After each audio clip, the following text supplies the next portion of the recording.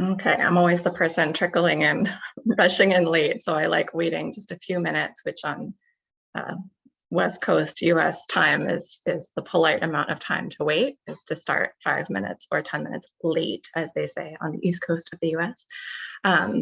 So I will split the difference and start to meet early, 9:04. So welcome everyone to our workshop today on disrupting racism and Eurocentrism in methods and practices. These people on the screen in front of you are going to be our experts today, bringing some very useful information on how we can go about starting to or continuing to disrupt racism and Eurocentrism, or colorism and Eurocentrism, in our methods and publication practices. Most of what we'll be doing today is going to be found at a single handy link that I put into the chat, but I actually have no idea if you can see the chat if you're joining late, so I'm just going to do it again. So if you go to that link, you should be able to find an agenda for today that looks like this.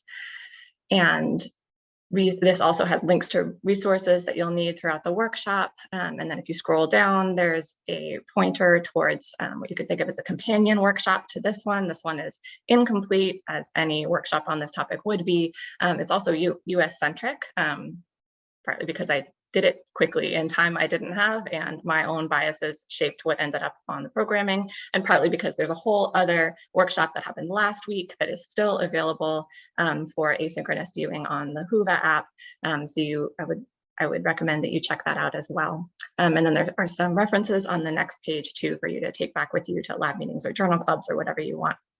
All right, so the first thing that we're going to do today is join Colin Leach for a conversation on what's been happening in the field, where it's been, where it's maybe going, what we can do to push it forward.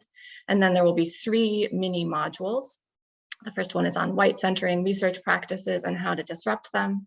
The second one is on diversifying your references. And the third one is on how to begin writing a positionality statement.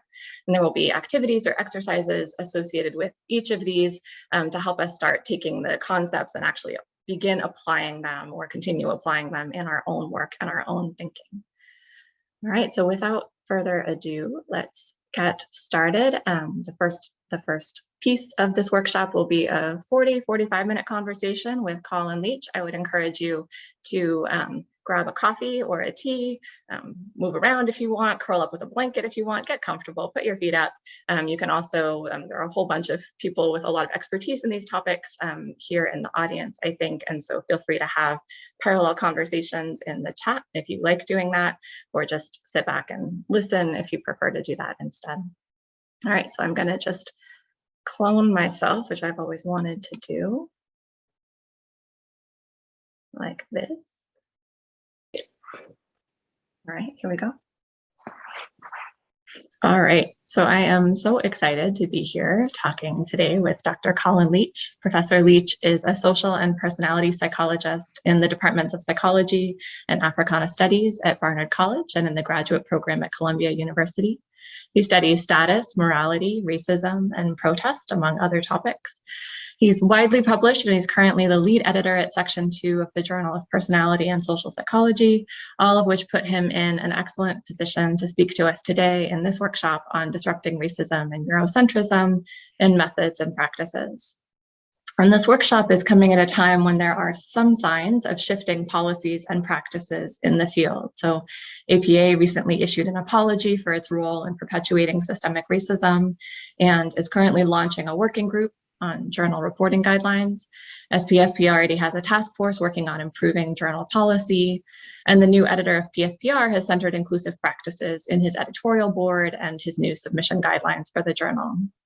So I'm curious about your bird's eye view on all of this. You have been in the field thinking deeply about these issues, interfacing with publication practices as an author and reviewer and editor.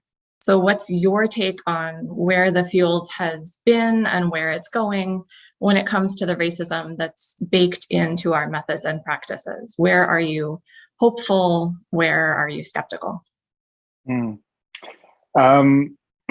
You know, it's interesting because I think when change is happening, you sort of don't necessarily sort of count it or see how dramatic it is. And I think this question really made me think back to when I was a grad student in the early 90s. And hasn't always been the central aspect of my work, but I've always done something around race or racism or different forms of prejudice. And, I remember in the early 90s when I had a project on racism, and a lot of people told me it wasn't psychology, that it was sociology.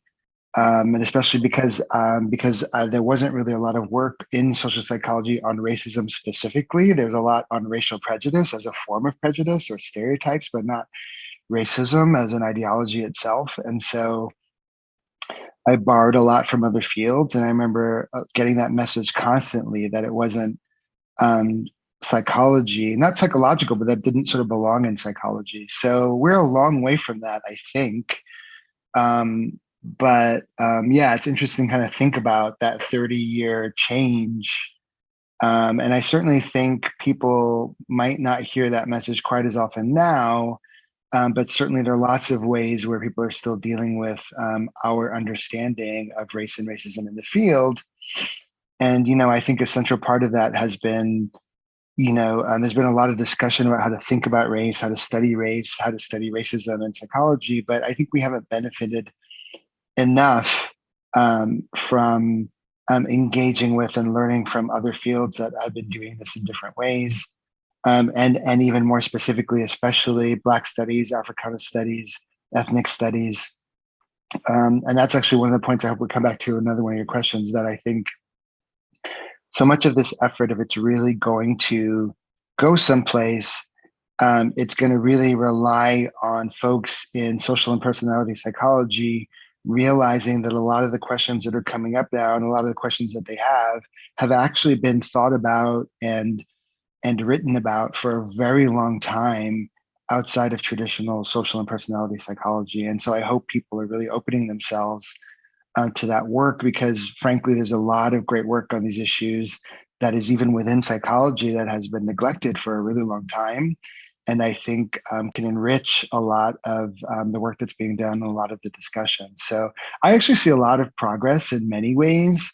And that's like, down to some really key people, I think, who've done work and pushed various questions. And there's certainly topics in the field, in the mainstream of the field now, that I never thought would be in the mainstream. And some of them I actually remember when they sort of came onto the scene and how hard it was for them to really be accepted. Like probably no one believes now, but I remember when social dominance theory was first being pushed by Jim Salinas in the early 90s and then Felicia Prado, people thought that it was a crazy idea.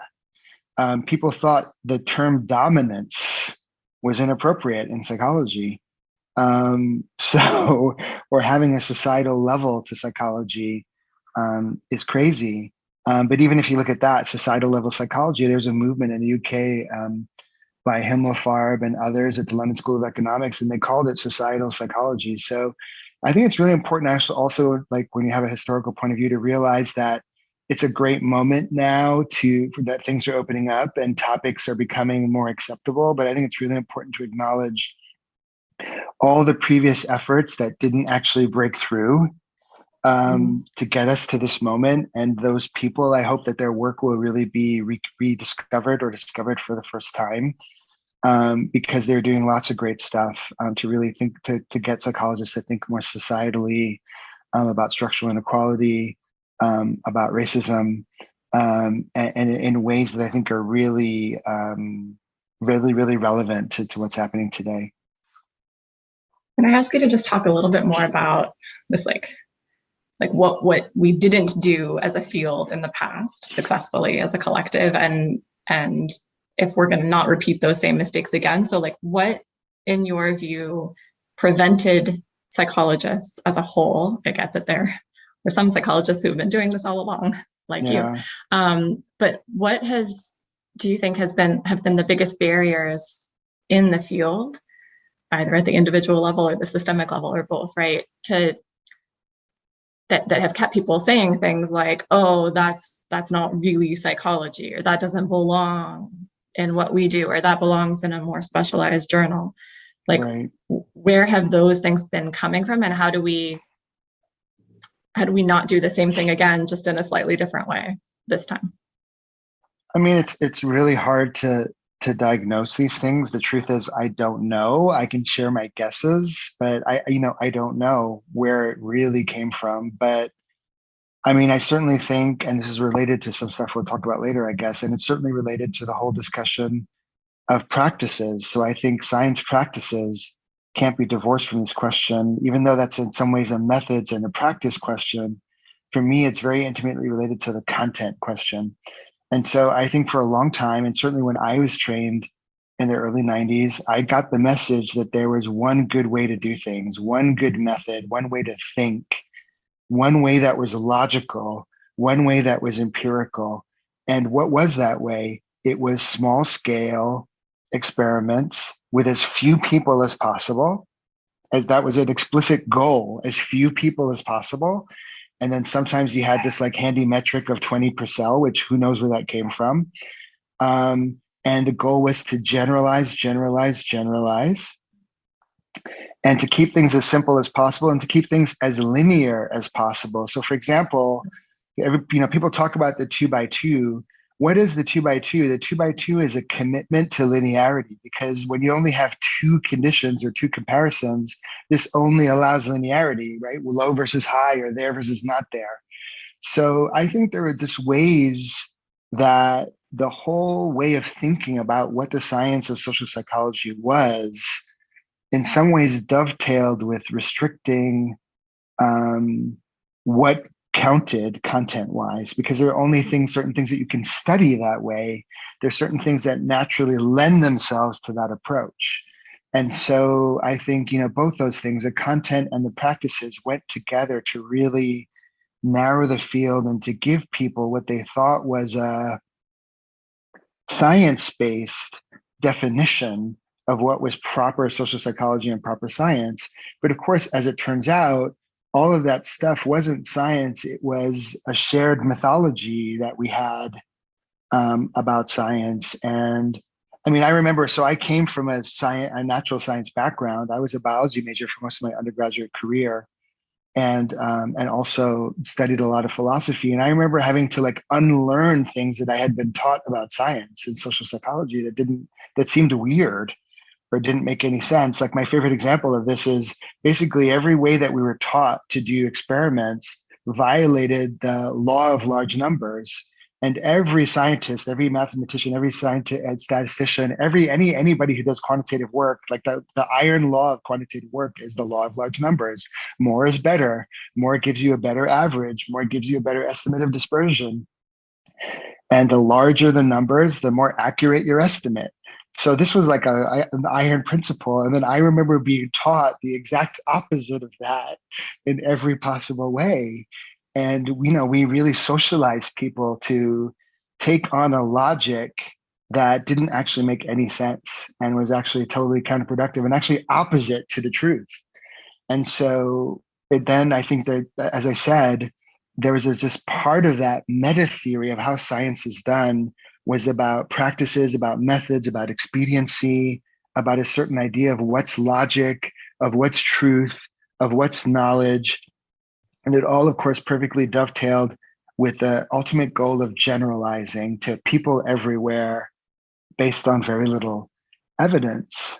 And so, yeah, I think in many ways the whole kind of movement toward more open practices, and to be honest with you, less insularly defined modes of science and social psychology, is also part of what's opening up the conversation about the content of social psychology. Because of course, when you study different things, you might have to study them in a different way. Yeah. That might mean big data, it might mean qualitative data, it might mean archival data. And that's always been around, but it was kind of seen as kind of like the cute, exotic exception. Whereas now I think there's an idea that there are certain questions that really just don't lend themselves to the quote unquote traditional approach.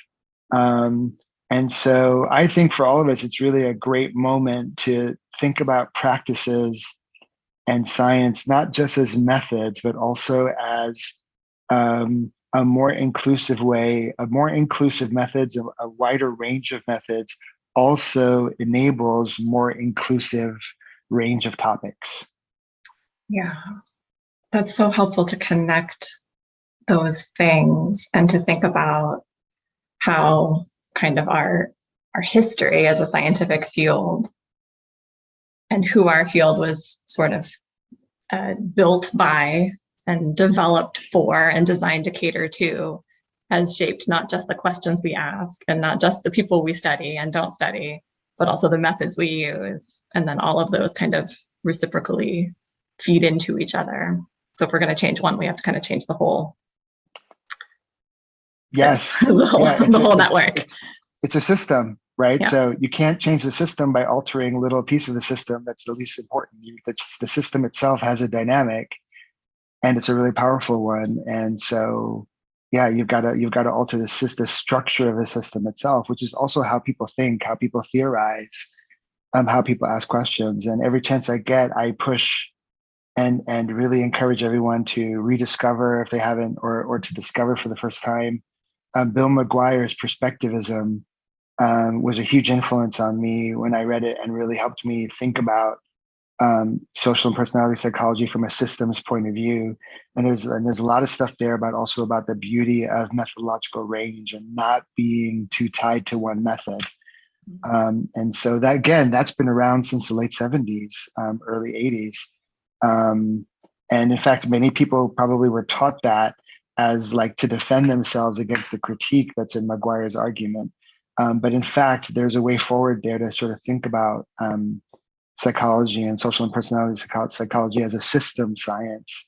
And that enables all kinds of questions to be asked in a more informed way, and to also incorporate lots of the stuff that people are being influenced by feminist science, by feminist psychology, by all sorts of stuff that really has a different epistemology and a different set of methods.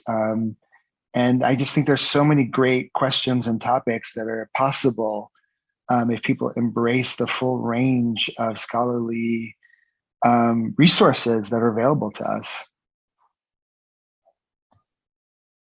So my next question, this kind of segues perfectly into my next question, in that you're talking about how kind of one big assumption in our field has been there's one right way to do things. It's to use this particular 2x2 linear, narrow methodology on small samples. If you think about some of the other common assumptions in our field, are there others that come to mind as assumptions that get in the way of advancing anti-racism or disrupting racism, however we want to think about it, either in publication specifically or our science as a whole? I was actually just talking to some colleagues about one of them. That's a longstanding pet peeve of mine. But I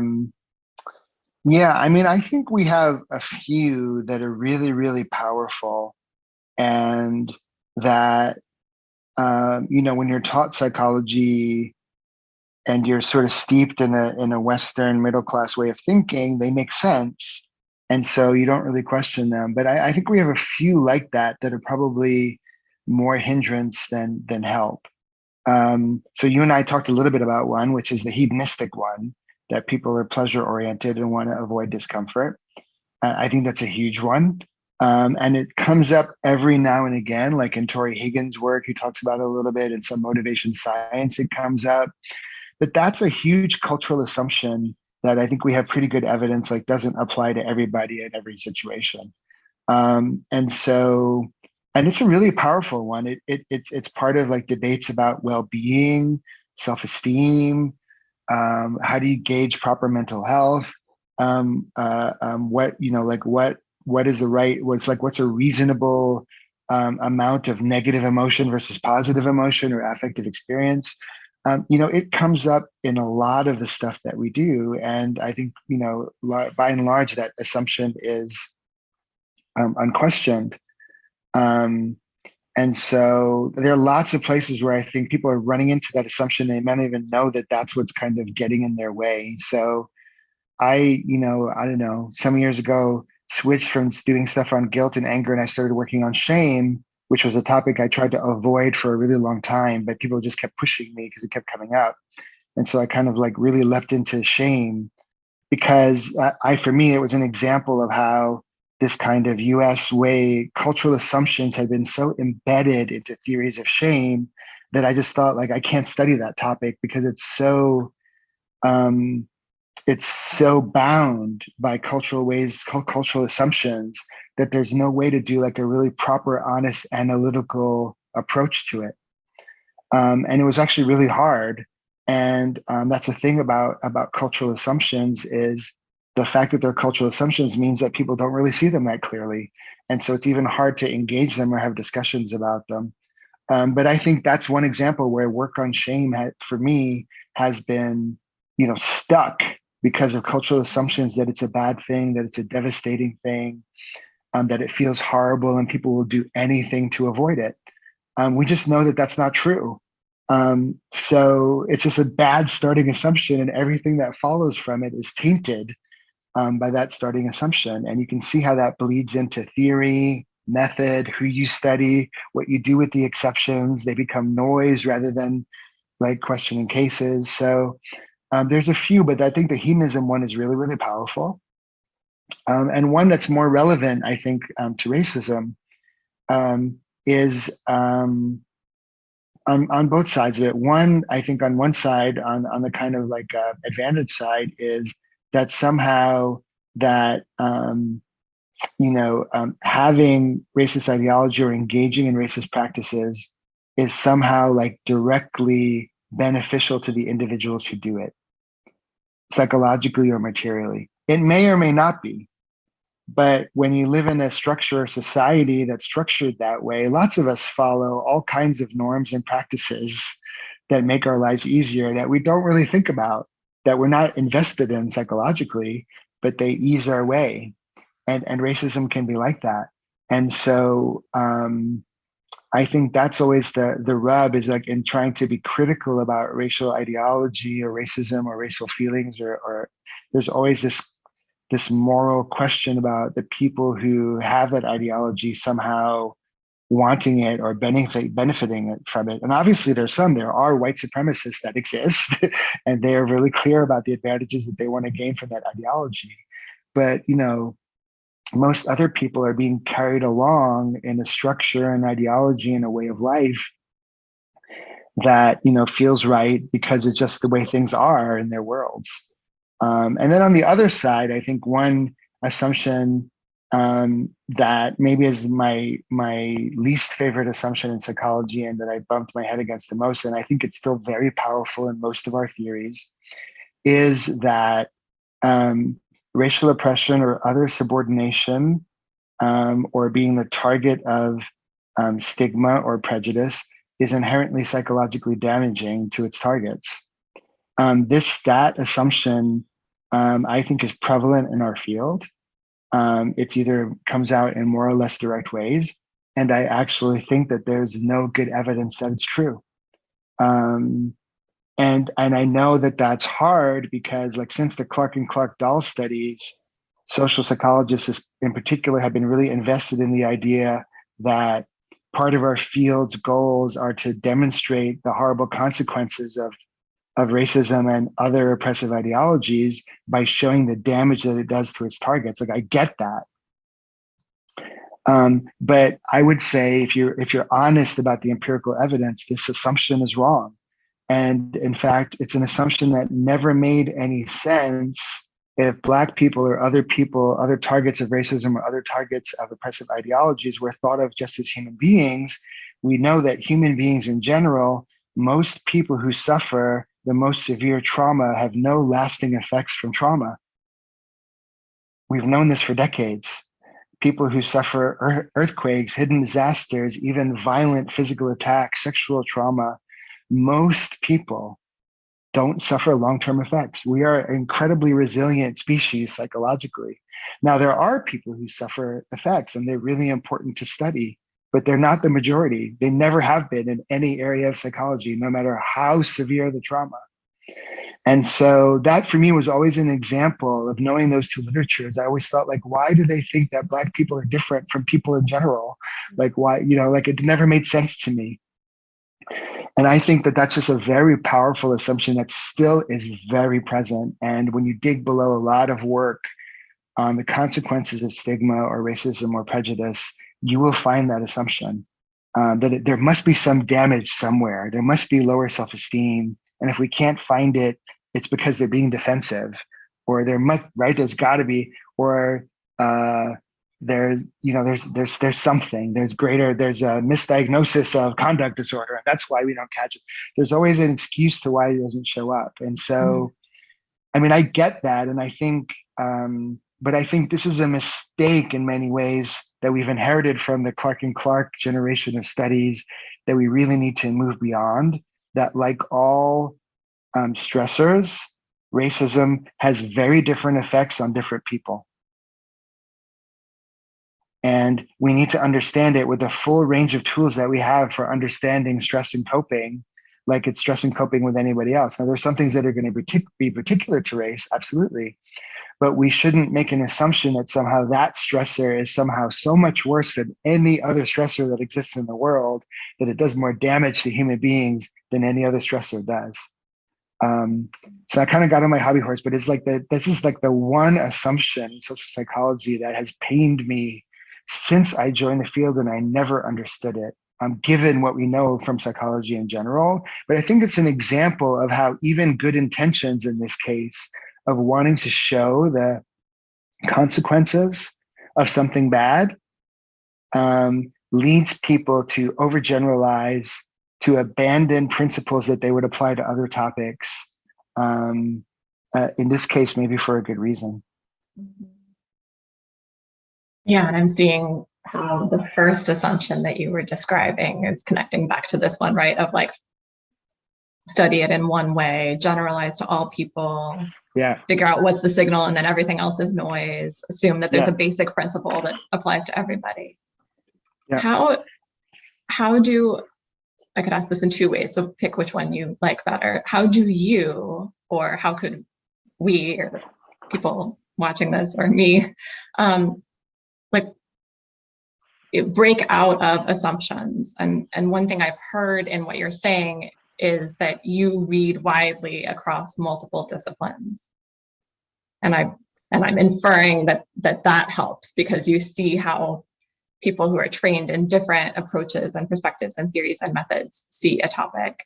How else do you, either you personally or does one in general, like get around, right? I mean, what makes assumptions so pernicious and so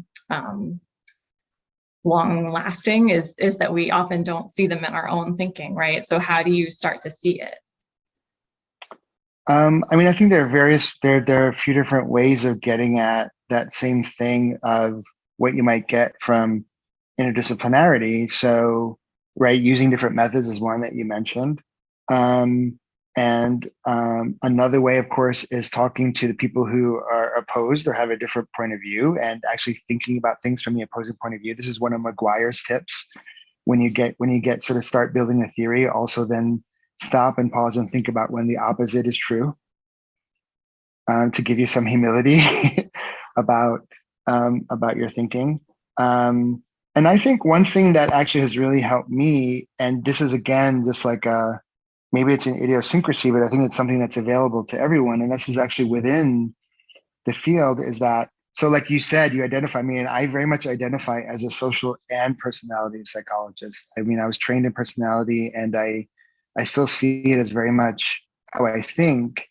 And I think so many of us, even though we talk about interactionism and the person and the environment, that person part often becomes a generic person, not people. And so the one thing I feel like I gained from the personality perspective that I still have with me to this day is that variation matters. Variation is not an asterisk to the phenomenon. Variation is the phenomenon. And I think this is another thing that sort of slipped away in that, kind of tried and do traditional view of social psychology, was variation. that whole way of thinking about the simple 2x2 with minimal people, you have minimal people or 20%, you're also minimizing variation. And you're actually eliminating the possibility of studying variation.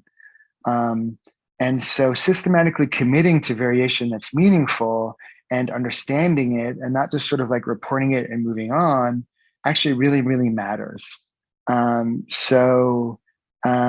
think we've been just so focused on the average, right? That point estimate of the average that we forgot a basic mathematical principle that averages mean nothing without the variation that's around the average. You cannot interpret it without that, but we often do. We often treat the variation as something to put to the side. And so that's something that is never internalized, even though people tried to beat it into me in social psychology. I was always interested in the individual people and the subsets of people.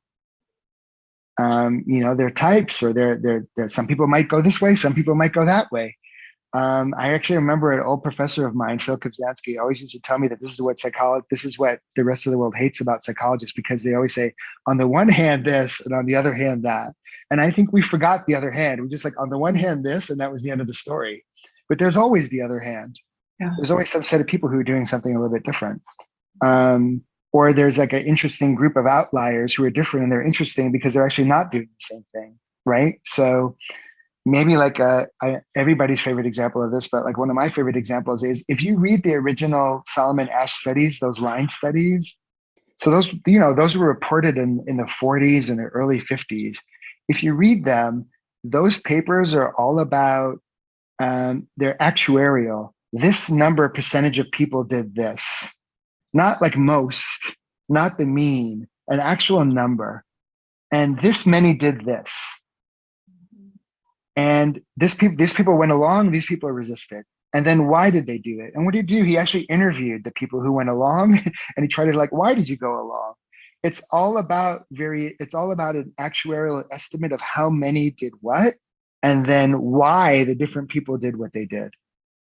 And this is the business that we're in, but we kind of forgot it by just trying to generalize to such a degree that the generalization does violence to the sample that it's generalizing from.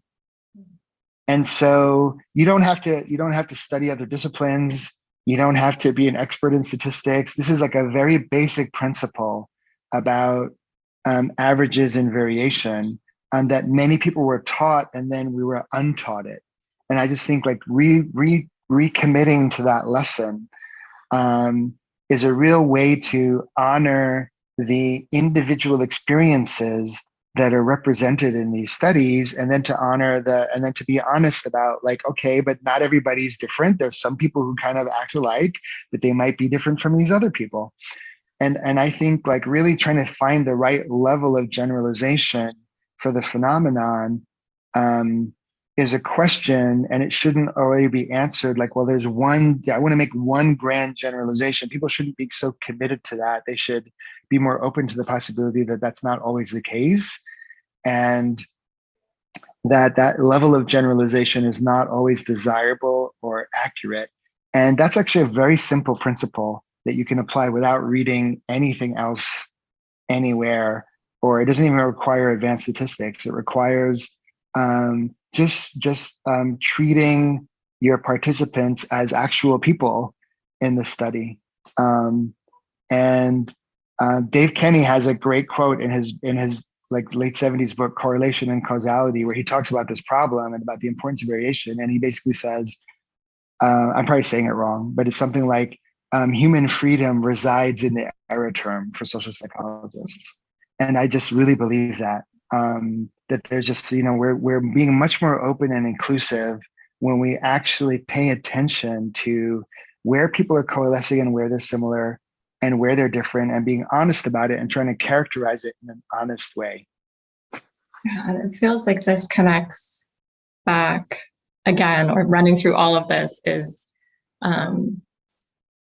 where you started with this kind of assumption that there's one way to do it. There's this recipe, there's this template, there's this social psychology 2x2 hammer. Mm-hmm. You report the averages, the standard deviations in parentheses, and when you approach a research question with that one right way to do it thing as a researcher, but also as a reviewer, as an editor, then you're going to end up with, okay, how do you reduce whatever you've studied to an average? And then the standard deviation is the pesky size of the error term that you want to reduce to get a significant result. And you're going to overlook the meaningful variation, the humans in the variability, what people are actually doing and are actually like. So if you think about authors and reviewers and kind of the role that we play, that we all play when we're authors, when we're reviewers in this giant system of our field, what, in your view, as an editor, are some kind of common author and reviewer practices that can disrupt versus contribute to racism, or the kind of, at the very basic level, the kind of perpetuation of these assumptions that we've been talking about in our journals? So if you were to design a top 5 list of do's and don'ts for authors and reviewers, or just talk about your pet peeves, or like, what are you most excited when you see an author or a reviewer doing that thing? And when are you like, oh my gosh, again, please stop doing this? Yeah. I'll maybe I'll focus on the excited thing, because the pet peeves is too long of a list and I don't want to get upset.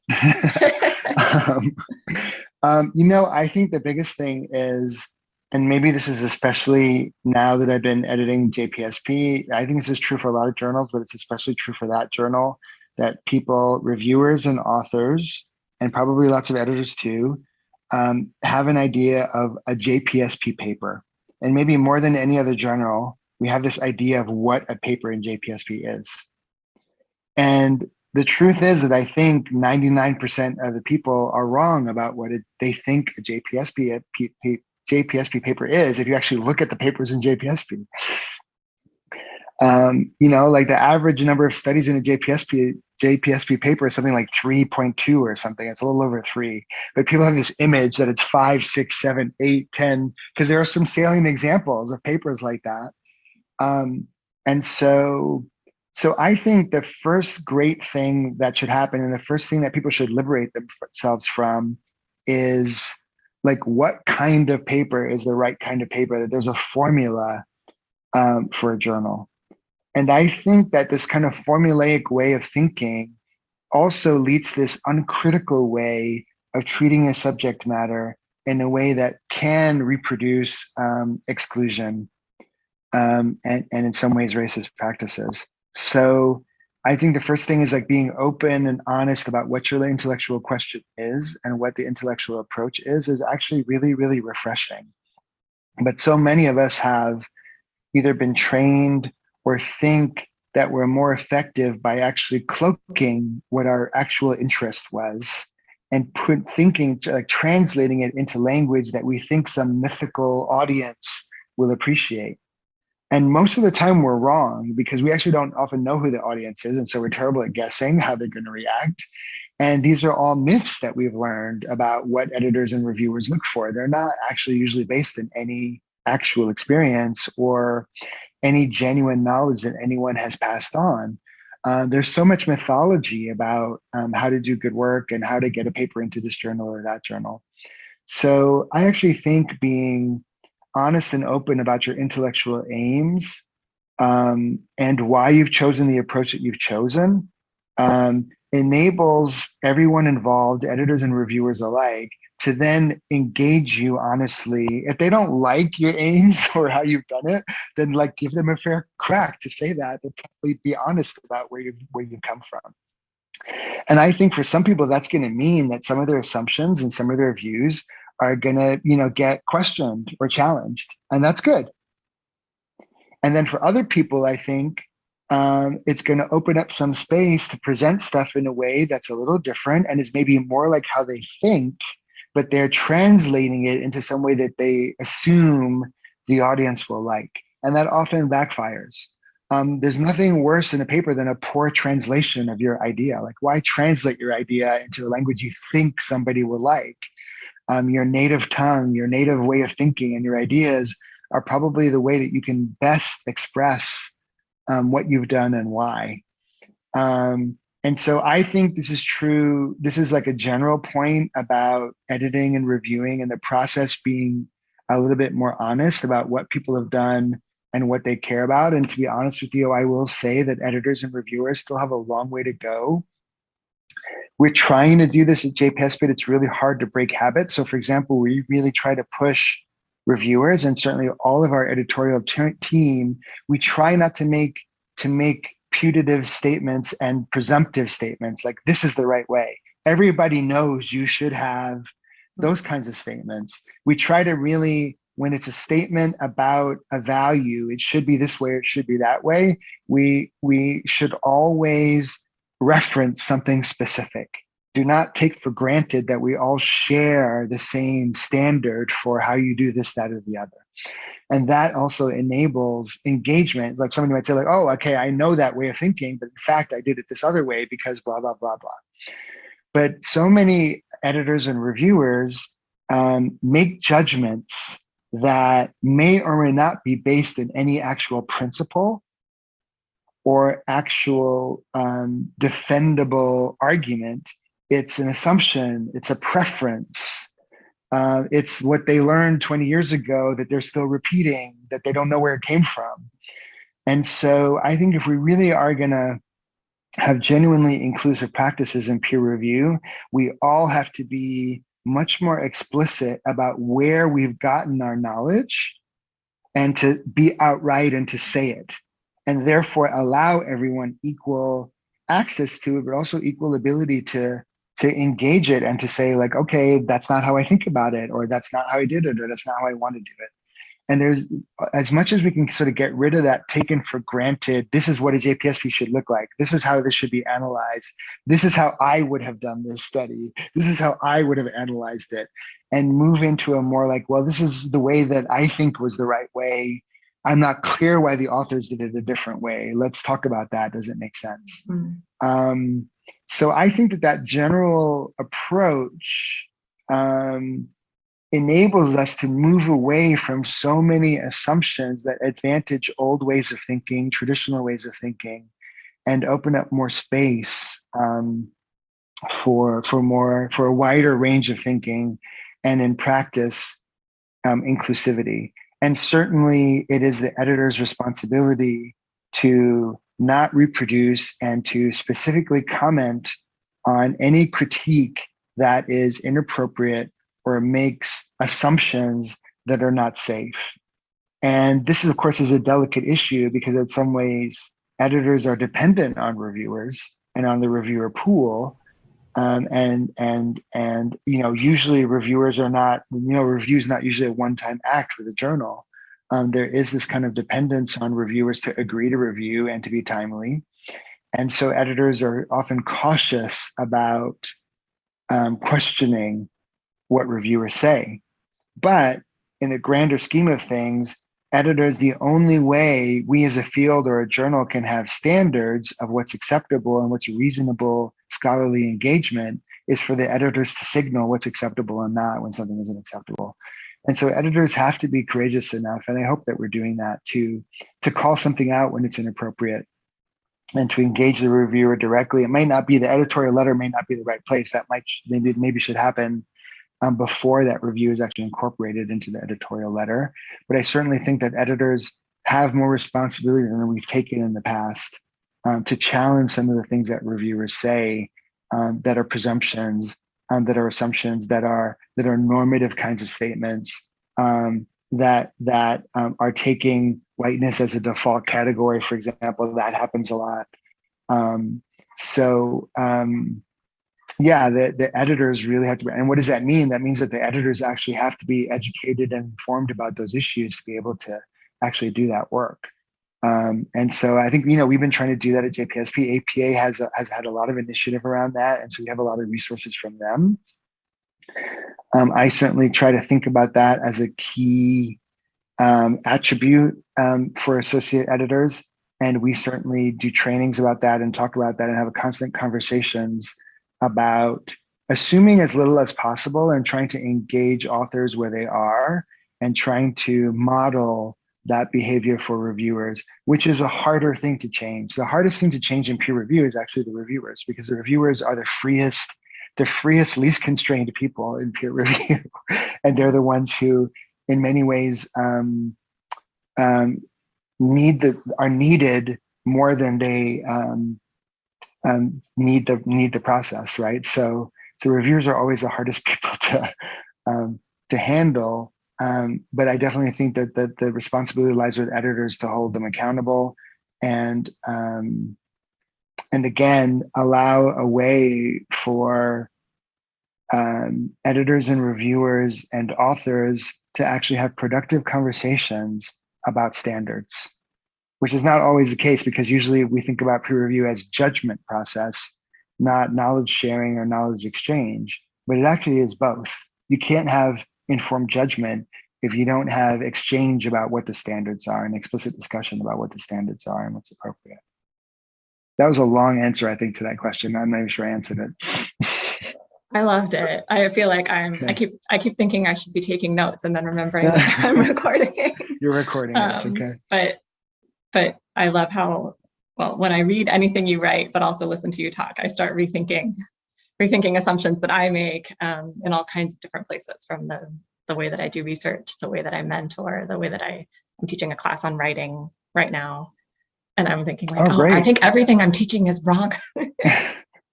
So I want to rethink some of that. I'm so tempted to ask you to talk about some of the things you're angry about, because I read this great Colin Leach paper about how anger can be very useful. But I will respect that you said you didn't want to get angry right now. And I also want to respect your time. But thank you so much for this. This has been awesome, and an honor to talk with you about it. And I really appreciate it. So thank you. Thank you so much for having me. We appreciate it. All right, so we're gonna take a quick break now until 10 a.m. Pacific time, so it's 9 minutes, and then come back here. If you don't feel like taking a break, you can hang out and continue talking in the chat. And when we come back, we'll start with our first mini module. I'll drop a link again in the chat to that in case you don't have it open. So I will see you back here in 9 minutes.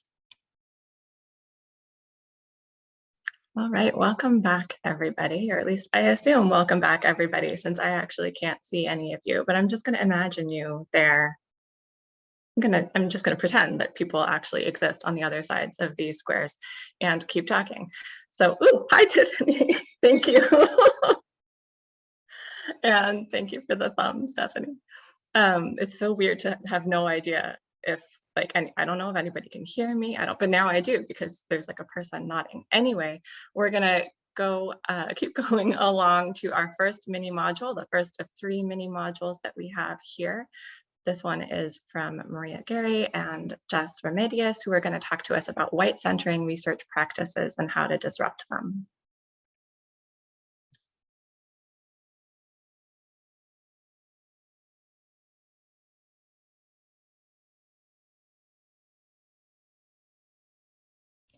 Hi everyone, today I will be giving a talk on how we can disrupt white-centering research practices in our work as psychologists. So trends in psychology tend to show that psychology is majority white, both researchers and participants. And so when those who are in charge, such as editors or researchers, are mostly white, they're more likely to view perspectives that align with theirs as objective, normal, or neutral. And thus, those who have influence in the field of psychology are likely to perceive psychology as race neutral and have more familiarity with white samples. And this results in research in samples that deviate from predominantly white norms as being less favorable for publication. And I'll note that this occurs within a US context because of another bias that exists within psychology, which is that it's very US-centric and devalues work from non-Western perspectives. So although most researchers would like to think of themselves as objective, we're all asking research questions that fit with our own understanding of the world, which is shaped by our racial identities. And white people often have the privilege to be centered in research and thus are treated as the norm. And what I am alluding to are the consequences of white-centering tendencies, which are research practices that center the perceptions, thoughts, and interests of white individuals. White-centering tendencies are problematic because it skews research conclusions to reflect the interests of white people, and it also normalizes whiteness, which is a concept in societies like the US that privilege a white identity, resulting in white people having more status, control, and prestige. However, there are ways that we can decenter whiteness in psychology by using the theoretical framework of critical race psychology, which draws on the 5 tenets of critical race theory. And for this talk, I will be elaborating on these tenets in a way that feels relevant for research, and I will be providing some concrete recommendations for each of these tenets. So the first tenet of critical race psychology suggests that we acknowledge the influence of racist systems and structures. So in psychology, we're a discipline in which we seek to understand the individual and their behaviors, and we sort of devote less time to understanding how systems or institutions are influencing a person and their behavior. For example, you're all probably really familiar with early psychological work that insinuated Black people were incompetent due to lower test scores in comparison to white people. And from an individual perspective, it makes it seem as though someone's racial identity has an influence on their intelligence.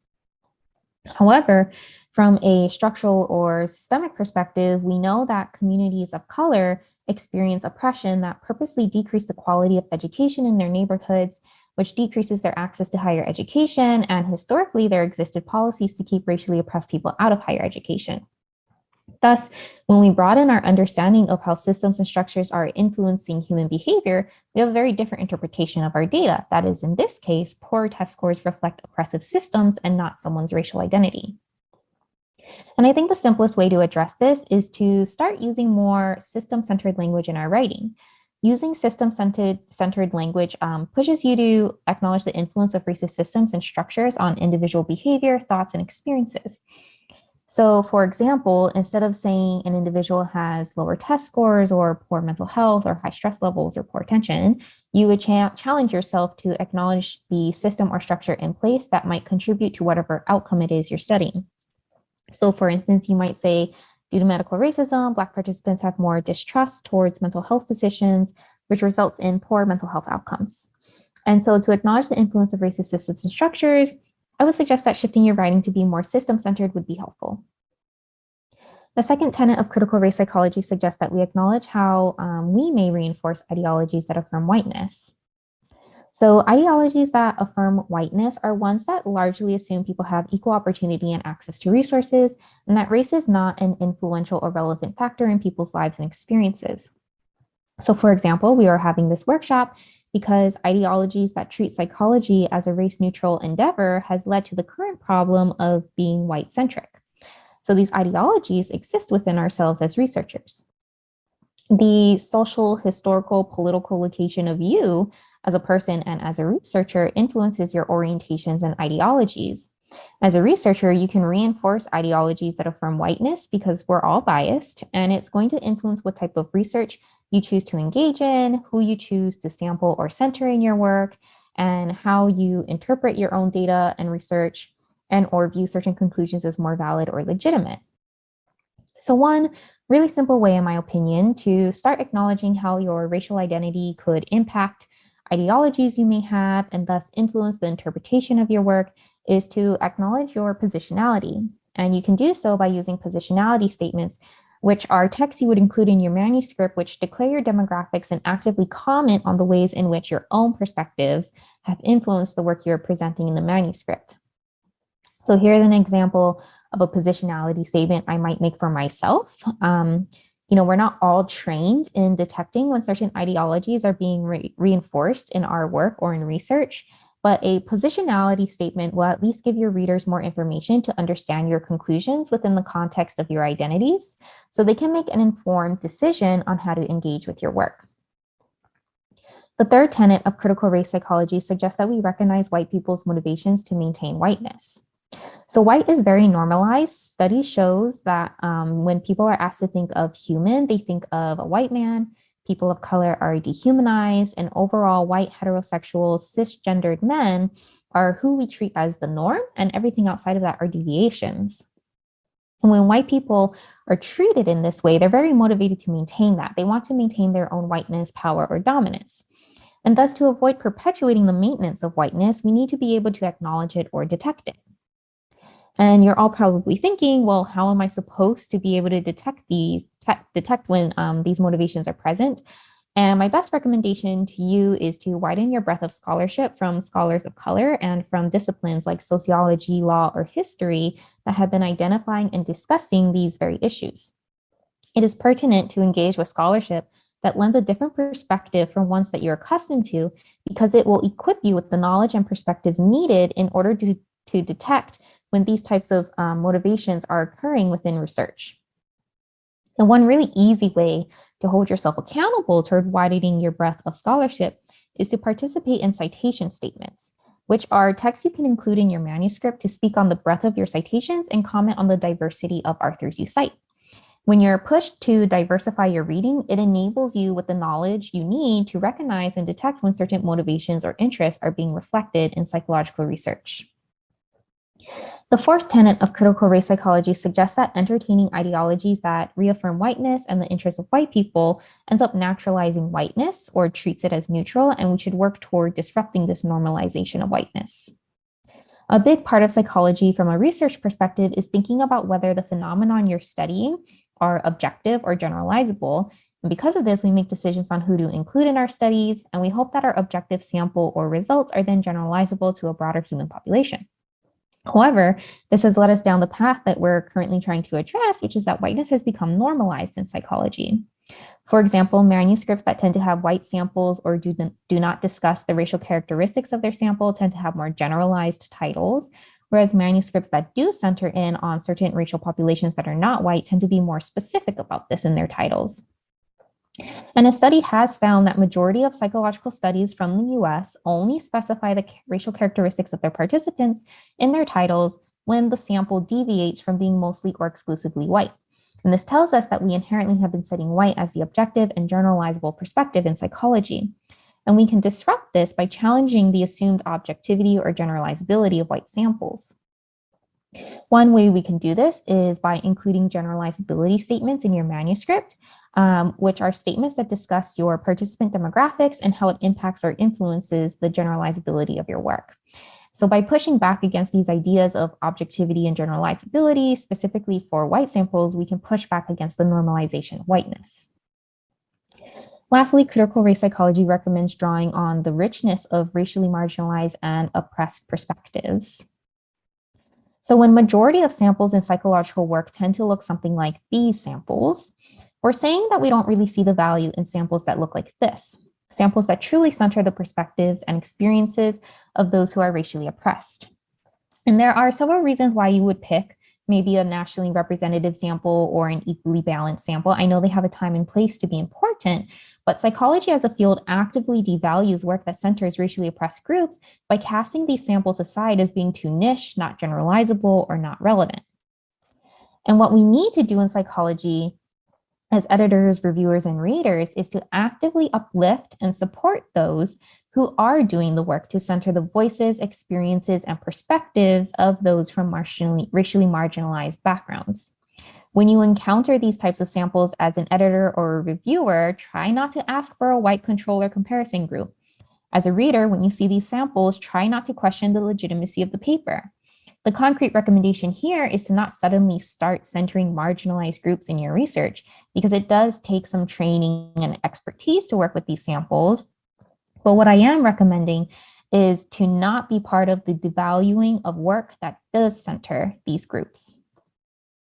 So that's it. That's all I have to say on this topic. Here's some information on the screen that might be useful to you all. This talk was based off of one of my own papers, which used the same framework to analyze and dissect white-centering research practices within multiracial research. Reading it may provide a helpful example on how you might use these tenets in your own work. And thank you all for being here. And I will let Dr. Allison Ledgerwood take over for the activity. Thank you.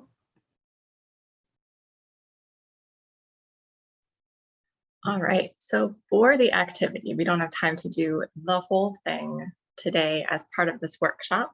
So what we're going to do instead is in the next 5 minutes. You have 5 minutes to look at the activity, which is in the link in the Google Doc that is available in the chat. And so you're going to click on the link in the agenda that goes with the take-home exercise here, and then you will have 5 minutes to find a time on your calendar, to block out a time on your calendar to do one of two things. Either you can block out 20-30 minutes to do the activity later yourself, or you can block out just 5 minutes to email a lab group, email an accountability group, email a journal club that you're part of, email a few friends, and set up a time to together go through the activity and work through some of these concepts. So I'm going to give you 4 minutes to do that, and then we will come back and continue. All right, when you've had a chance to block out 5 minutes to send an email or 20 to 30 minutes to do the exercise on your own, would you give me a thumbs up on the Zoom window? And this is intentional, right? That we're not putting everything in the workshop because it doesn't all fit in the workshop, and because this kind of work has to be something that we take on in an ongoing way, right? So putting part of the workshop outside of itself is an intentional way that we can set reminders for ourselves to keep going and keep coming back to it and start to, right? The point is not to just be here today listening to these awesome experts tell us about these concepts, but then to take the concepts and start actually applying them to the work that we do every day. All right, with that, let's continue on to mini module 2. We're going to hear about diversifying our references, and just a note that under the new PSPR editorial team, a citation statement or citation diversity statement, I forget the phrasing, but a statement on citations that might include a statement on the diversity of references in a paper and a positionality statement are now required parts of submissions to PSPR, and they may soon be required at PSPB as well. So these kinds of requirements are starting to happen at the journal level, and it's useful to think deeply as authors and reviewers and editors about how to engage in these practices in a thoughtful and effective way.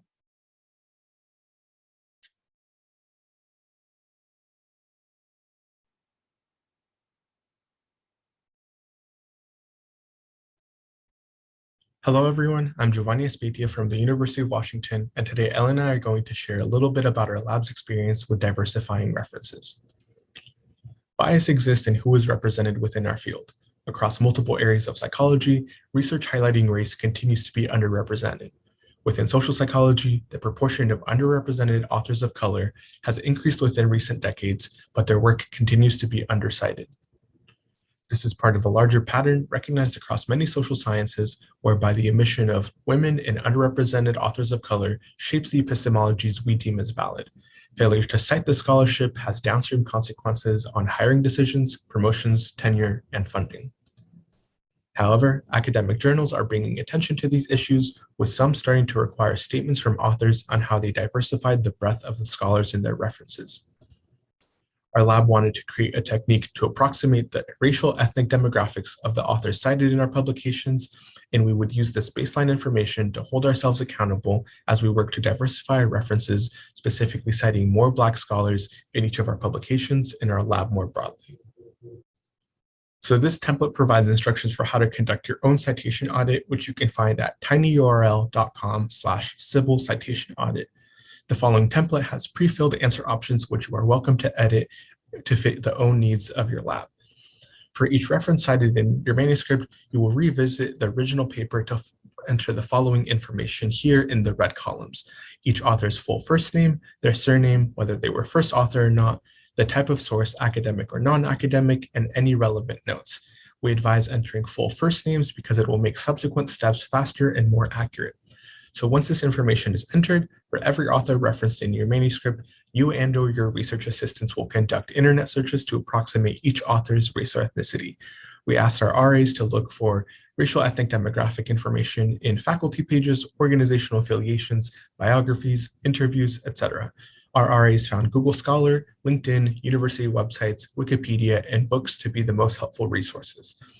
If an author's race or ethnicity is not found through one of these resources, REs made their best guess based on an image of the author if available, and noted this in the notes section here in the blue columns.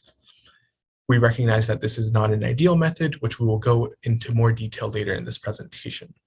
So once this is completed, we can look at the before audit table here in the summaries tab, which will give a demographic breakdown by frequency and proportion of all authors and just first authors.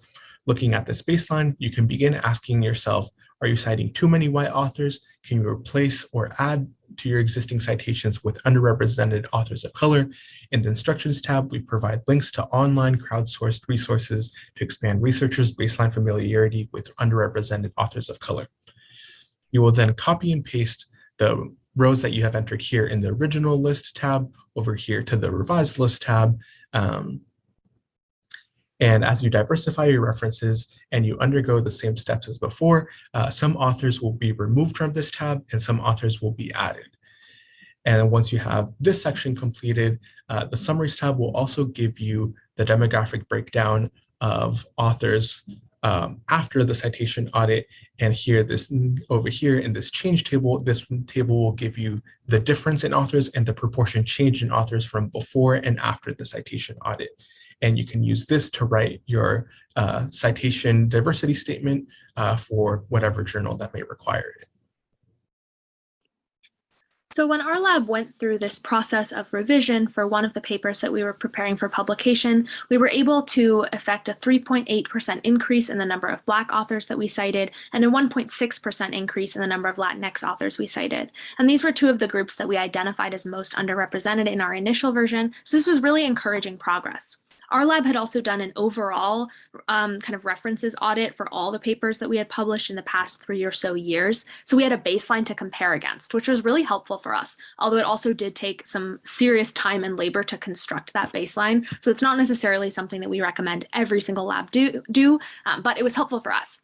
And we were able to see, based on that, that this paper that we had revised to be more diverse in our citation strategy cited 8.2% more underrepresented scholars of color than an average lab paper. So these statistics were motivating for us and encouraging in that we were able to create some positive change within one of our own papers. There's some limitations to this approach, as Giovanni touched on earlier, but I want to get a little bit more in depth on this here because I think it's important to acknowledge.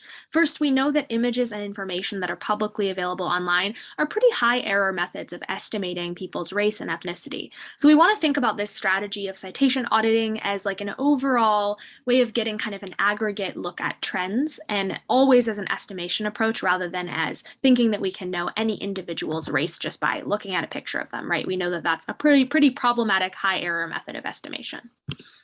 Related to that, our approach is definitely not the only way to do something like this, and not necessarily even the best way to do it. One other approach that I find really interesting is there's some code that someone wrote that probabilistically assigns gender and race proportions to authors based on their names if you input a bibliography. There are some advantages to this approach. It is much faster than having to look people up online. Of course, it's also a high error method, right? Because it involves making estimations of race based on names rather than faces. So it's kind of a pick your poison type situation. There's no real perfect way to do this, but just to be aware of the limitations of any method that you choose. We want to also stress that this method can be adapted to fit the needs of each lab or each individual. So maybe you want some special additional data on each author that we haven't mentioned here, or maybe you're focused on some other marginalized identity besides race and ethnicity. All of that is totally possible based on the kind of template that we've given you as like a generic baseline. And then last, it's just really important to recognize the need for structural support in quantifying the diversity of references. So if we wanted a more highly accurate method to doing this, it would probably have to be through places like papers or organizations like SPSP, sorry, not papers, I meant journals, through journals or organizations that have race and ethnicity information on their authors. So maybe there could be a service offered where you could input a paper and get actual accurate information in aggregate without violating any one individual author's privacy on the race and ethnicity or the gender of the authors that you're citing. So these structural solutions would be more accurate than kind of the approximation method that we're advocating for today, but this is a way to do it in the absence of that level of support. There's a lot of interesting future directions that could be taken with this work, and that we really encourage you all to look into if you're interested. We could look at gender by race interactions. I've linked here and in the spreadsheet a Chrome extension that adds some probabilistic gender estimation to your Google Scholar and PubMed searches. Other identity groups could definitely be expanded to. And then just want to note that there's this potential with this method for unintentional tokenism. Maybe there's 2 or 3 underrepresented scholars of color that are really like, I'm citing them all the time. And so it looks on paper like I'm citing a good proportion of, Black scholars, for example, but it's actually just 2 people. So keeping in mind that number of authors that you know versus just, are you citing a lot of papers by the same people, is also something to keep in mind in future. And lastly, I just think that this kind of implies that we can have a little more intentionality in our research processes, even the ones that seem kind of dry or potentially unimportant. References could be seen as like that last step when you're finishing up a paper, you got to get your references section finalized. It's kind of administrative, not necessarily the most interesting part of the process, but we can see that even in that part of the process, there's a potential for increasing equity through our actions. And that I think just is exciting because it suggests that we might be able to bring similar levels of intentionality to other aspects of the research process that we might be overlooking. So in conclusion, do you yourself need to conduct a full citation audit on your papers? It's complicated, right? If you want that information, if you need specifics, if using that template is exciting to you, or if you're looking for like, where are my trouble spots as a researcher? Where are my biases that I'm not seeing? Then it could be a great solution for you. But can you adjust your citation strategy regardless to include more diverse representation of scholars? Absolutely, right? We would advocate for doing this regardless of whether you're going to ever input anything into that spreadsheet template that we're providing you with. Even if you don't put in the time to assess the specific problem, you can still be working towards solutions, if that makes sense in this case. So with that, we're going to launch you into your activity. So we're going to ask you to take 10 minutes to find one underrepresented scholar of color in your area of interest, whatever that means, that you didn't know about before. This might be an emerging scholar or someone established that you just haven't heard of before, haven't read their work. You could use a search engine, or you could use some other resources linked in that spreadsheet. Totally up to you. But the idea of this is just to start actually expanding the pool of scholars that we're familiar with, so that diversifying our references becomes a process that doesn't just happen at the end when we're assessing how we've done, but also can happen throughout the writing process, and we can be improving continually. So with that, thank you so much for listening. This kind of concludes the talking portion of this. And we want to give a special shout out and thanks to the whole Stereotypes, Identity, and Belonging Lab, but especially our Citation Audit RA team, who did a ton of work on this project. Thank you all.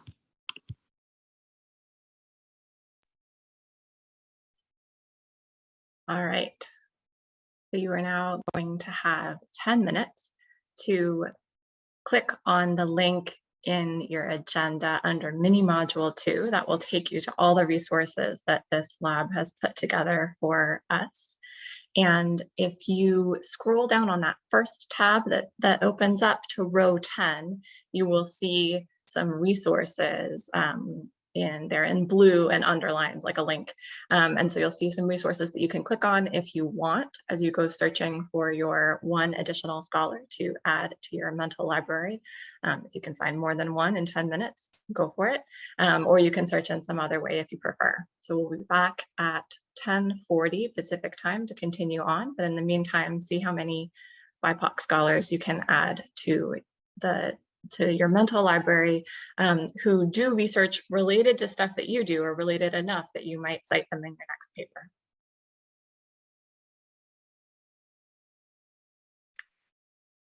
All right, well, welcome back for our last mini module of the day, and then we'll have some time for questions and discussion.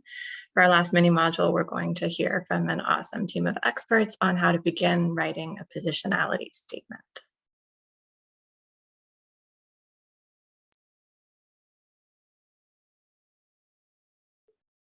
Hello and welcome to the SPSP workshop on disrupting racism and Eurocentrism and methods and practices.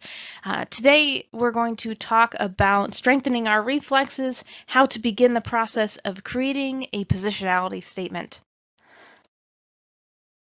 My name is Crystal Steltenpohl. I use the pronouns she, her. I am a Research and Evaluation Associate at Dartmouth Center for Program Design and Evaluation, and my research is primarily in online technologies, gaming communities, capacity building, and organizational change. So I have quite a wide range of research that I like to do. My name is Sakira Hudson, and I take she, her pronouns. I am a postdoctoral fellow at Yale University, and my research broadly focuses on the formation, the maintenance, and the intersections of unequal social hierarchies. Hi, I'm Kat.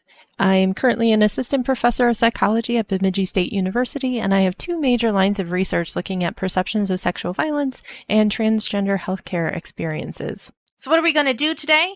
We're going to go over what a positionality statement is, what it's not, why we should engage in reflexivity, and then we're also going to talk about some activities that you can do if you're interested in engaging in this with your own work. So let's go ahead and get started. So when research goes wrong, it's often because it's rooted in a lack of self-awareness and critical self-evaluation. We're often trained how to critique other people, but we less often take that same stance towards our own work and to examine where we may have gone wrong in a process or where our blind spots might have been. And that can lead to some really negative outcomes for everybody, both the researcher and the population they're supposedly trying to help. The reality is that science is not value neutral. Any decision that you make during the research process is the assertion of some kind of value. And sometimes those values are in conflict with one another. So neutrality is neither possible, nor would it really be helpful. There are some things that we know about our society, about the way things work, that we know could be better. And so we should be making a stand on how those things should change. But there's also some questions about who gets to be objective, who's considered objective.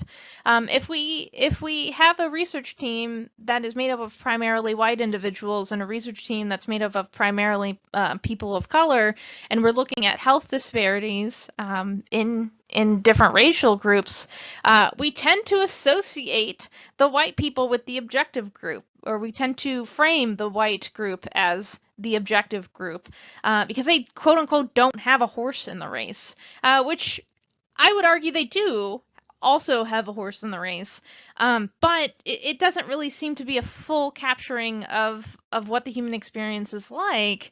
And it also, if you continually frame one group as being objective, you're missing out on some of the blind spots that they may have. So positionality is important and reflexivity is important because it allows us to take what's known as strong objectivity, which is a concept from Sandra Harding, where the researcher's life experiences will always be a lens through which they view the world and subsequently their research.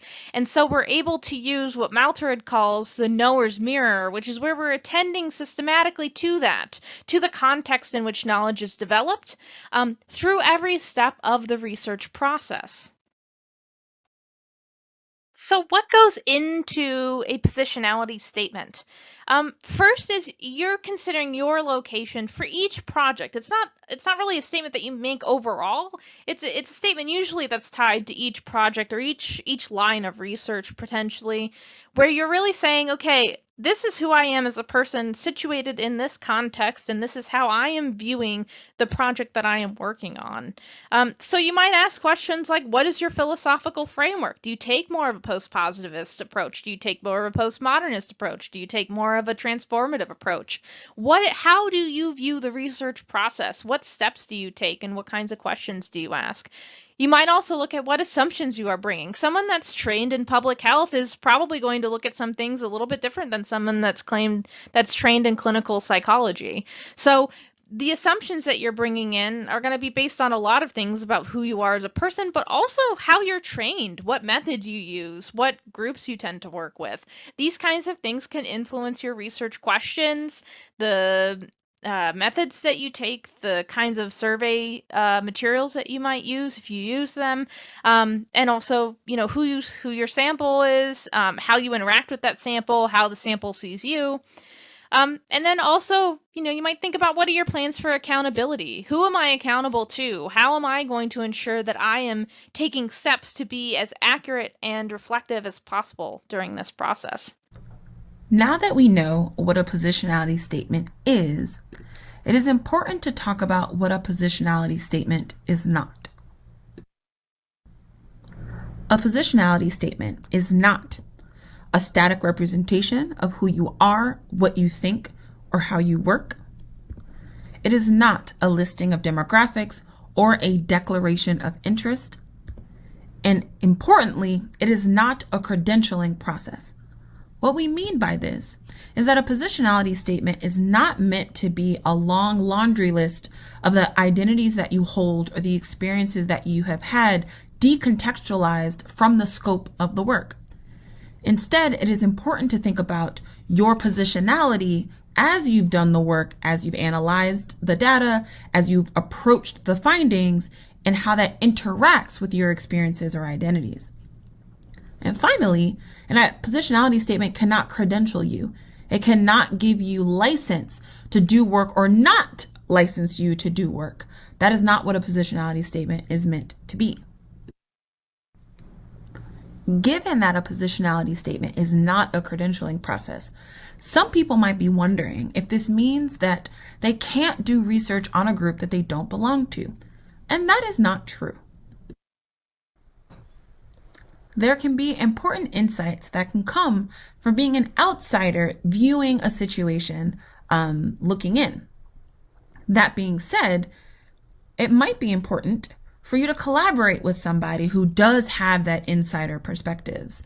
That could mean that you could work with a researcher that has those identities, belongs to that group, has experience with a population, or it could mean that you gain that experience yourself by perhaps engaging in participatory research paradigms with the population. At the end of the day, it makes sense to actually have a sense of what the population that you are deciding to research, and there's many ways to do so by considering your positionality that makes sure that the experience that you gain or add to your research team is most relevant. And if we think about it, positionality statements are not that weird, and they're part of a broader movement in the open science framework to be more transparent and disclose information. We already disclose a lot in the research process, or at least we are encouraged to. For example, a lot of manuscripts will ask whether or not you had a financial conflict when it came to doing this work or the work that you're doing. However, money is not the only source of bias. There are many motivations that can influence the work that we do, as well as blinders that can skew the work that we do. And it's important overall to engage in transparency or to have transparency to avoid questionable research practices. And this is part of the open science framework. Positionality statements fit squarely into that ethos. So in this last section, I'm going to talk about why and then how we engage in reflexivity. Reflexivity and positionality are both important tools in our toolbox for contextualizing our research for our colleagues, for our audience. Who we are is going to determine what we see. For example, as a non-binary person, I see when things are arbitrarily gendered. So our social location, our social identities are determining how our data are generated, analyzed, and presented. We want reflexivity to happen at every stage of the research process, and I'm going to take you through an example using my transgender healthcare experience program. So first off, thinking about the theoretical foundation, I start from a strengths-based versus a deficit model. So I'm asking, where are the gaps in healthcare education about trans issues, trans identities, versus why can't trans patients just communicate better? This also leads me to have specific research questions and generate specific hypotheses based on those strengths rather than a deficit perspective. This is going to inform my methodology. Am I following a more quantitative approach or qualitative approach? What is going to get me a richer data set? Where am I in my line of research? Also, who am I sampling? I have read research studies where the focus is transgender health experiences and no trans folks are in the sample. That's a problem. We need to have trans voices when we talk about trans issues. This also leads us to think about our data analysis technique.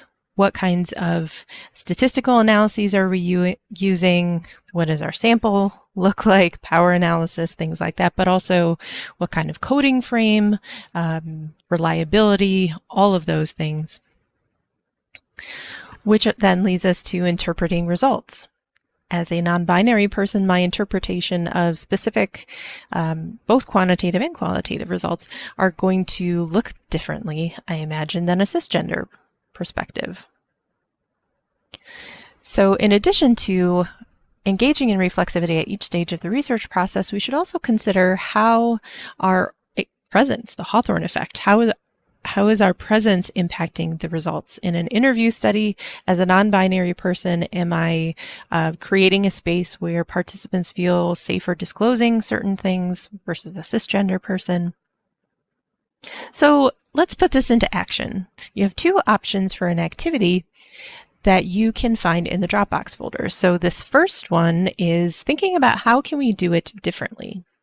So sort of primer on just using past research to inject some positionality into it. So pick one of those classic social psychology studies that we've got, read the abstract, scan through the rest of the article, and consider how might you have done it differently? How might your identities and lived experiences lead you to consider this topic differently, or the methodology? For your second option, consider your own research. How might your identity and lived experiences impact your research questions, the measures that you're using, how participants might see you or interact with you, and how you're interpreting your results? All right, so if you have any questions, please feel free to chat with us on Twitter or send us an email. We are happy to talk with you about this further.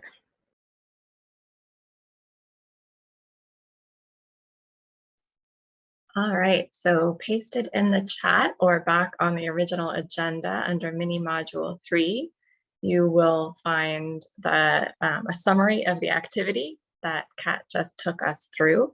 And you have 20 minutes, or let's do 17 minutes till 11:15 Pacific time to choose which of those two options you want to do and go through one of them. So I'll see you back here at 11:15.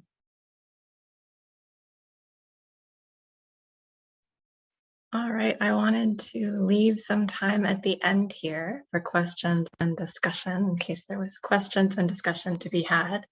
And I also just dropped the link to the Google Doc again into the chat. Please take a moment to bookmark it.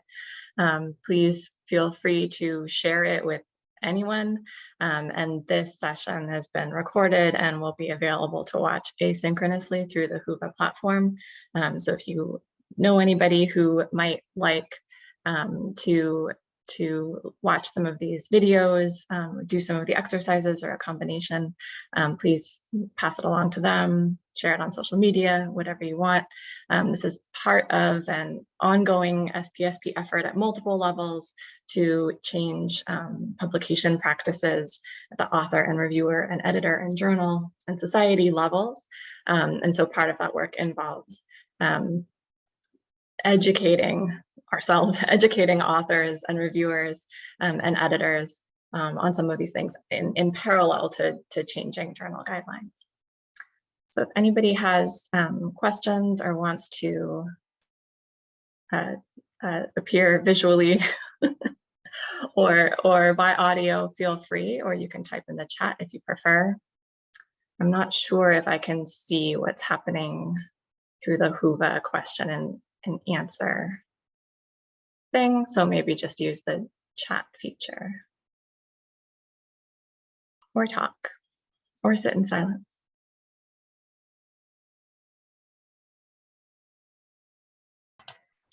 So Allison, I'll just say thank you to you and all the presenters. It was a wonderfully designed workshop with lots of specific information and concrete things for us to do.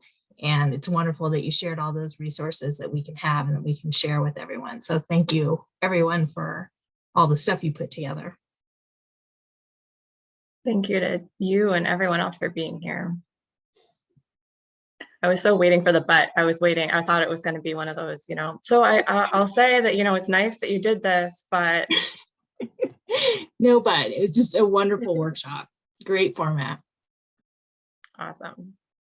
We were trying to do something that would allow a lot of people with very little time who are overburdened to participate asynchronously. So I'm glad it worked from your perspective too.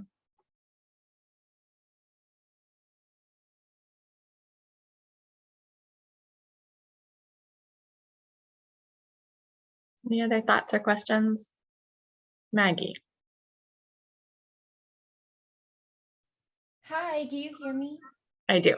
Okay, hi. So I'm actually, I just had like kind of more of a general question, but I really appreciated this because I'll be starting my program like in the fall. So this is like all kind of new to me, and I'm coming really from a lab that doesn't focus on this type of work and these types of like, and how important decentering like whiteness is in research. So I'll just kind of be starting fresh, I guess. But I didn't know if there was like any like general advice for a starting point, especially like I know like I can, I obviously have biases and my my advisor, like we're both white women, and I want to make sure that I'm not, and we're being as intentional as possible and using all of the resources that we can, and collaborating when possible. But I didn't know if there's just any general advice from like kind of starting from scratch and not necessarily reshaping things that we've already done, because I don't really have that right now. I just didn't know if there's any general advice for like kind of how to get started, because we're going to be shaping this type of program together. Yeah, I love this question, and I love that you're starting. It's easiest to start from the beginning, thinking about these issues instead of trying to retroactively go back and fix long-standing habits. Although at the system level, that is what we're trying to do, right? Is fix long-standing habits. But I think I would love to hear other people's thoughts, either in the chat or feel free to raise a hand if you have thoughts. But off the top of my head, from my perspective, I think some of the resources in this workshop are good places to start thinking about. Thinking about sort of starting to build some of these practices into what you do from the beginning. Thinking about that as an ongoing process in two ways. So one is it's an ongoing process to think about, to be reflexive and think about, for example, your positionality. Positionality changes over time, as Kira was pointing out. Experiences change over time. Our relation to the work changes over time. But also, the more you think about it, the kind of more deeply you think about it, right? We kind of can continue finding more and more layers and levels, and whatever aspects of our positionality we're focused on in one moment, there are going to be others that we haven't come into our perception yet, right? So continuing kind of reaching beyond what's kind of currently on our mental map and trying to continue to expand it. What am I missing? Who am I still leaving out? What am I still leaving out? Or how do I bring that in? And then the second way that I mean it as a continuing process is like we went over 2 or 3 or 17, depending on how you count, topics today, but there are so many more, right? And so I think thinking about how you can bake these kinds of things in, both learning new things and continually improving your own research practices and your lab's research practices as a practice is useful. So are there things you could bake into your default habits as a lab, your default practices as a lab, that would provide the structure to continue considering these ideas and continually deepen your thinking on them? Could you have one lab meeting per semester or quarter, or one lab meeting every other week, or a journal club, or whatever it is that is devoted to, we're going to read one of the articles like the articles listed on the second page of that Google Doc, and we're going to read it, come to lab, and then talk about, like, how does this relate to the work that we do? Are there particular practices that we could adopt going forward that would start to bake some of these issues into what we're doing? Or could, every set term, the first lab meeting of the year, the second, is bring, everybody reads their own article or Twitter conversation or whatever it is, and brings back one concrete idea. Going forward, I think we should put positionality statements in all of our articles. Going forward, I think we should start doing this citation audit thing. Going forward, I think we should be much more intentional in who we are including in our research collaborations, because if we're just looking at things from our own perspective as, for example, 2 white women, we're going to miss so much. So how do we diversify our research teams so that we can be looking at these topics from a broader array of perspectives, et cetera? Yeah, thank you. That was really helpful. I think a lot of I've noticed it sometimes people fall short, and I've fallen short when you especially when you're not really taking like an intersectional approach to things, and like maybe you're only focusing on one specific demographic, but you're not really considering, every other type of factor that could go into practices like these. So I really appreciate that, and I'm definitely going to be utilizing the materials that you have all provided. So thank you. Awesome, thank you.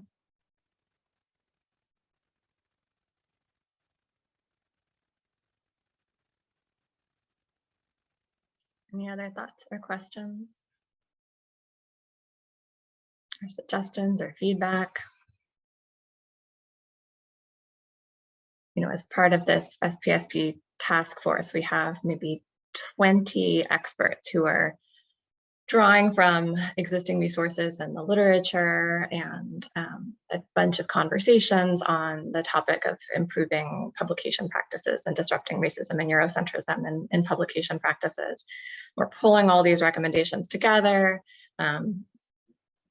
thematically analyzing them and getting them into categories, thinking as carefully as we can in a collective way from a variety of different perspectives about unintentional consequences of some of these recommendations. So if you do this, then this question came up earlier in the chat, right? Who gets left out if we focus on this? How do we expand the recommendation to make it more inclusive? But if you have thoughts about journal policies that you wish were different along these lines, or author resources or reviewer resources that you wish existed along these lines, please feel free to send me an email or message me on Twitter, or reach out to one of the other people on the task force and do that. We would love to be thinking as broadly as possible about how to move forward on this. So in the chat, there's a question. A lot of the practices that we have discussed in this workshop center around disclosures or statements that individuals can make. But is it a good idea, or is there precedent for our institutions like journals posting positionality, generalizability, citation diversity, et cetera, statements to hold the institutions accountable? I love this question. I think it's really important. I think this workshop was intentionally designed to be geared towards you as and me as authors and reviewers and potentially editors now or in the future. So what can we do as individuals? But we have to always be asking, what can we do at the institutional level? And of course, institutions are made up of individuals too. So these have to be moving together in concert with feedback going back and forth. And so I think thinking about journal accountability is a really important piece of this kind of multi-level puzzle. And there is, I'm not going to remember off the top of my head who's doing it, but there are journals that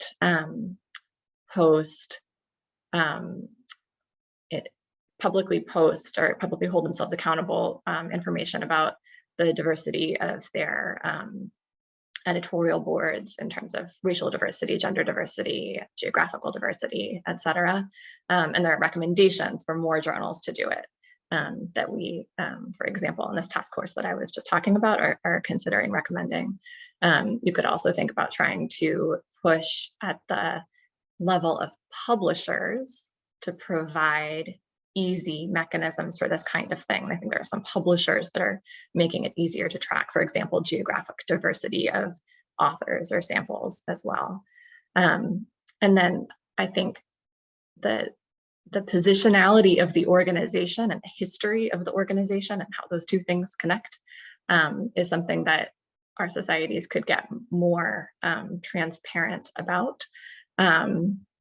So for example, SPSP considers itself to be an international organization, but is not considered to be, does not seem from an international perspective to actually be an international organization, or at least this is a common critique that I've heard from people outside of the US, Canada, Western Europe, Australia, New Zealand space. So one way to address that is to try to become more international. Another way to address it is to be, these are not mutually exclusive at all, is to be much more transparent about who's in the organization, whose perspectives are being regularly considered when decisions are made, et cetera, et cetera.